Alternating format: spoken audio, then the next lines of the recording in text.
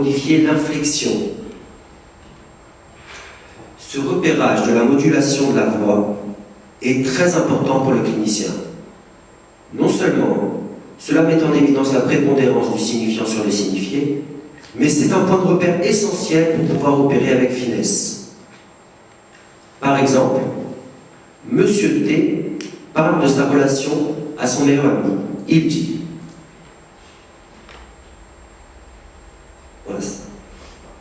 Donc j'ai écrit en minuscule pour essayer de mettre en évidence l'intonation de la voix qui diminue. Quand je le vois, je le fais souvent, des crises de... Le ton baisse. Le ton de sa voix se modifie, vient la résistance dans le silence, et il veut changer de sujet. Je l'invite à la hâte. Question de hâte est très importante. À terminer sa phrase. Et il dit, Jean-Baptiste, je lui fais souvent des crises de jalousie, et il poursuit étonné par sa parole. Mais normalement, c'est pour les couples. Dans l'acte de parole, par lequel le psychanalysant fraye une voix aux pensées qui étaient les plus enfouies, il est évident qu'il produit dans cette opération des modifications neuronales. Mais au regard des tâches fluorescentes que l'on peut observer avec l'imagerie cérébrale, la conception de l'appareil psychique que Freud et Lacan nous ont légué, à force d'un travail scientifique rigoureux, est ce que nous avons aujourd'hui de plus précieux.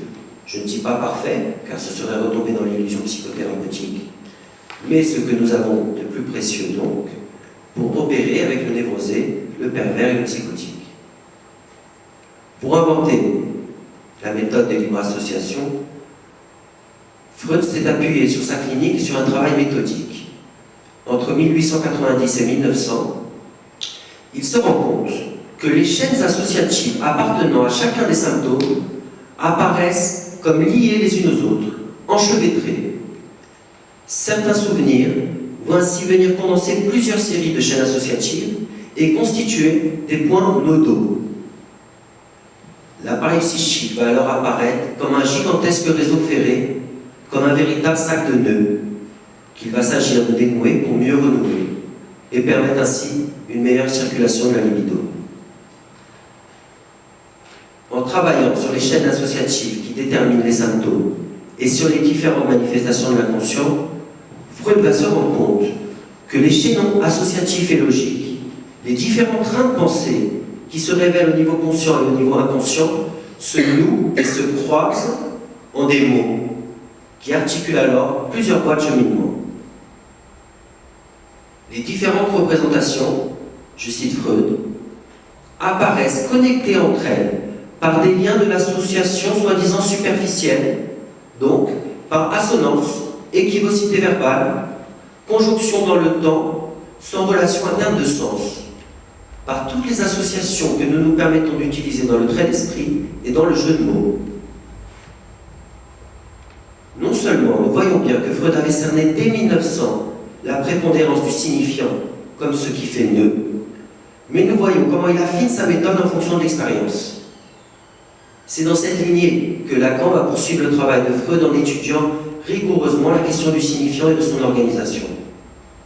Si les représentations refoulées sont des signifiants, il faut étudier leurs propriétés, leur constitution dans la synchronie et dans la diachronie, leur substitution et transformation dans la métaphore et dans la métonymie, afin de pouvoir repérer dans le discours ces points de rencontre où se croise la chaîne du discours et la chaîne signifiante.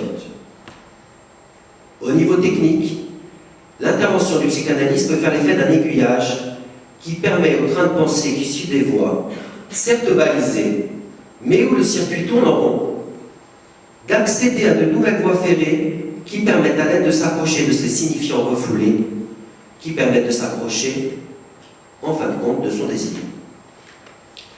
Voici un exemple de cet aiguillage dans le discours de M. Z, qui souffre d'avoir raté son concours. En essayant d'examiner la situation, il dit « Je m'y suis pris à l'avance, je veux dire en retard. Je l'interromps alors gentiment, répète la première partie de sa phrase, la première chaîne, et l'invite à poursuivre les idées qui lui viennent à l'esprit. Je m'y suis pris à l'avance pour rater mes examens.